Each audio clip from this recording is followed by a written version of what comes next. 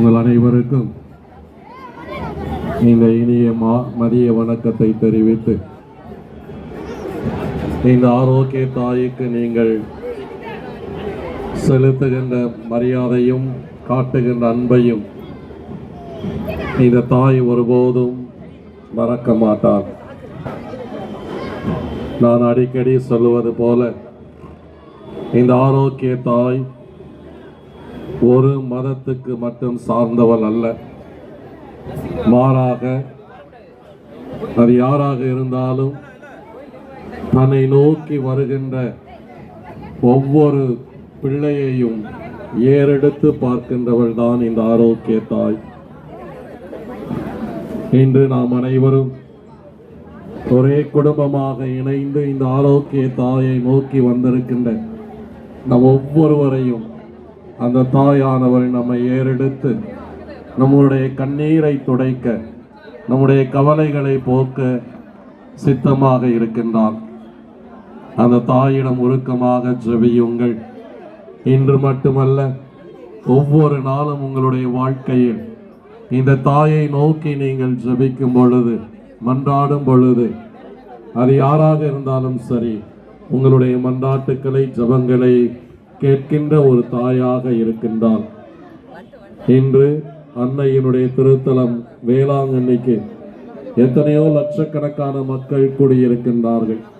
அதில் எல்லா மதங்களையும் சார்ந்த மக்கள் கூடி இந்த நாளை சிறப்பிக்கவிருக்கின்றார்கள்.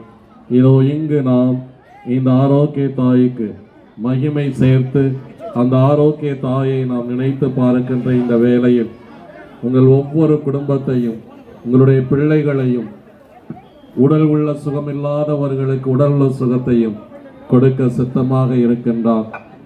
பெரியவர் சொன்னது போல, நம்முடைய வாழ்க்கைக்கு தேவையானது அன்பு, அமைதி, மகிழ்ச்சி. இது மூன்றையும் நிறைவாக கொடுப்பவர் இந்த ஆரோக்கிய தாய். நீங்கள் இந்த ஆரோக்கிய தாயை நாடி வந்திருக்கின்றீர்கள். உங்களுக்கும் உங்களுடைய குடும்பத்திற்கும் அன்பும் அமைதியும் மகிழ்ச்சியும் நிறைவாக கிடைக்க நாங்கள் ஜெபிக்கின்றோம். உங்களுடைய பிள்ளைகளுடைய எதிர்கால வாழ்க்கை சிறப்பாக அமையவும், குறிப்பாக குடும்பங்களிலே திருமணமின்றி இருக்கின்றவர்களுக்கு நல்ல வரன் கிடைக்க வேண்டியும், குழந்தை வரம் இல்லாத பெண்களுக்கு விரைவில் குழந்தை வரம் கிடைக்க வேண்டியும் இந்த நேரத்தில் சிறப்பாக ஜெபியுங்கள்.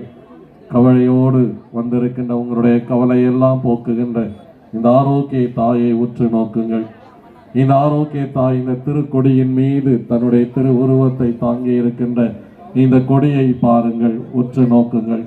கொடியை நாம் எதற்காக ஏற்றுகிறோம் என்றால், இன்று நாம் ஏற்றுகின்ற இந்த கொடியை, அதாவது ஆரோக்கிய தாயினுடைய அந்த மகிமையை நினைவூறுவதற்கும், இரண்டாவது இந்த கொடியை உற்று நோக்குவோர் அனைவரும் அந்த தாயினுடைய அன்பையும் அருளையும் ஆசீர்வாதத்தையும் நிறைவாக பெறுவார்கள் என்றும், மேலும் இந்த கொடியை நாம் உற்று நோக்கும் பொழுதெல்லாம் உங்களுடைய குடும்பத்தோடு அவள் இருக்கின்றாள் என்பதை நினைவு கூறும் வண்ணம் இந்த திருக்கொடியை நாம் ஏற்றவிருக்கின்றோம்.